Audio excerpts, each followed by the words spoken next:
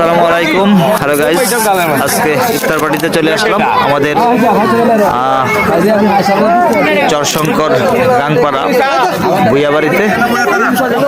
হাদায়াতুল ইসলাম কামাল সাহেবের দাওয়াতে চলে আসলাম আমরা সবাই। প্রথম বছরই ইফতার পার্টির আয়োজন করে থাকেন, আজকেও প্রতি বছরের মতোই এবারেও ইফতার পার্টির আয়োজন করেছেন। আমরা সবাই চলে আসলাম।